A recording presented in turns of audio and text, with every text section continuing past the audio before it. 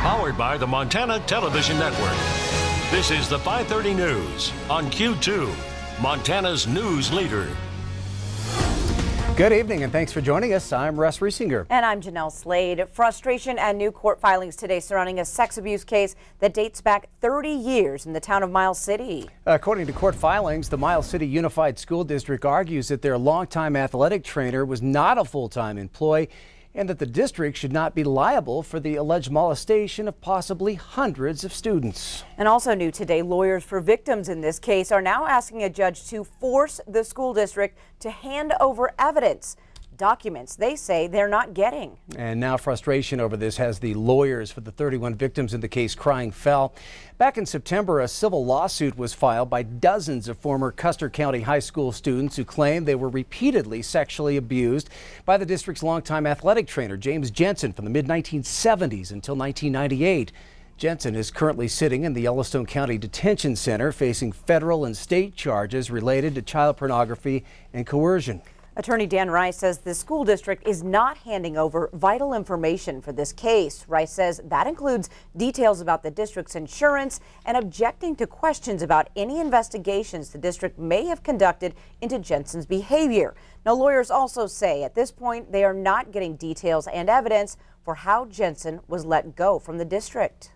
They've promised that they were going to work around the clock to get to the bottom of what happened. And if they're doing that, great, but they also need to make us aware of what they're finding. And we don't have anything from their investigation in Jensen. I mean, they say they investigated him, but there's no documents supporting that assertion. Now, we reached out to attorneys for the Miles City Unified School District to seek comment in response, but have not yet heard back.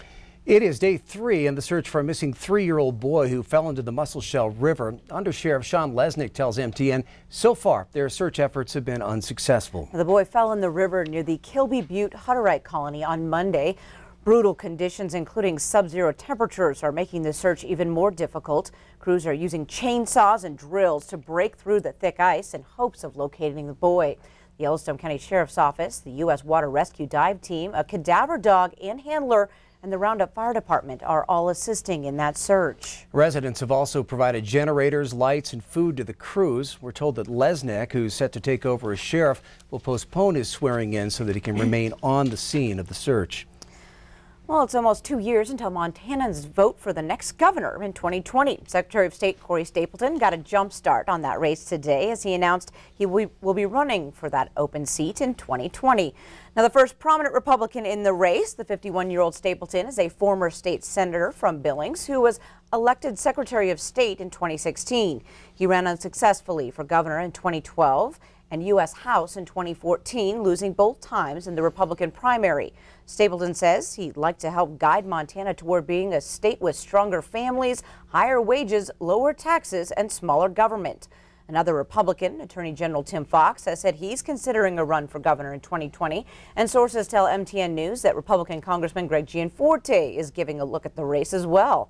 Gianforte lost in 2016.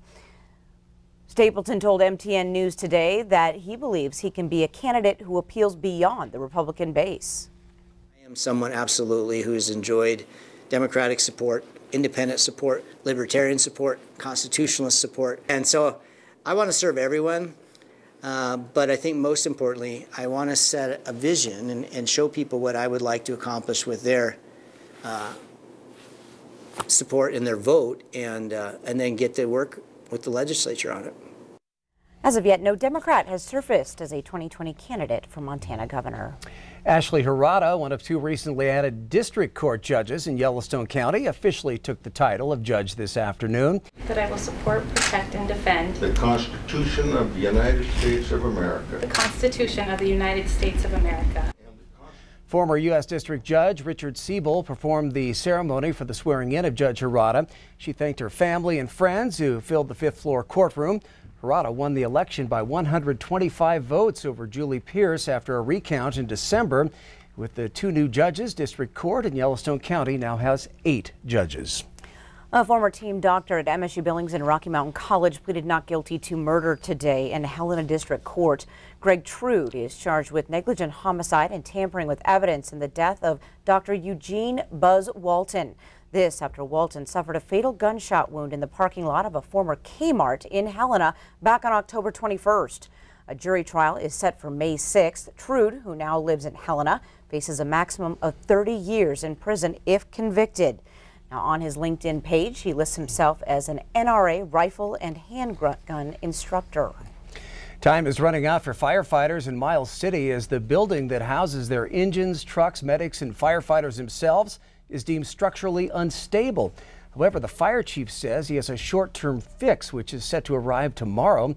That building is old and outdated and wasn't even built to be a firehouse, according to Miles City Fire Chief Brandon Stevens. He says the roof leaked into the light fixtures where the firefighters sleep, the walls are unstable, and the ground under the fire engines is sinking. He says as soon as the snow starts to gather on the roof, it will be time to move the firefighters to cots in another location for fear that that roof could give way at any moment. Currently, we feel that the firefighters are safe, but that time is running out, and we've passed that window of comfortability, if you will. Like, we're not comfortable with our guys in the building right now with the state of the building. Mobile units will arrive tomorrow to temporarily house the firefighters. They're paid for by a grant from TransCanada. However, Chief Stevens is hoping the public will understand the severity of the situation and pass a possible bond next fall. He says they are currently working with an architect team on a proposal for the public to vote on. Coming up on tonight's 5:30 News, amidst the government shutdown, some national parks are suffering and others, well, they're doing a little better. We will check in at Yellowstone. And in sports, this Montana man debuts tomorrow night in the Rock's new series, Titan Games. Scott will have that story. And coming up in weather, we'll take a look back at the year in review for weather. I tell you what, it's quite revealing. We'll have the details coming up in a few more minutes. You're watching MTN News with Jeanelle Slade and Russ Riesinger. Storm Tracker weather with Bob McGuire. And sports with Scott Breen. This is the 5:30 News on Q2, Montana's news leader.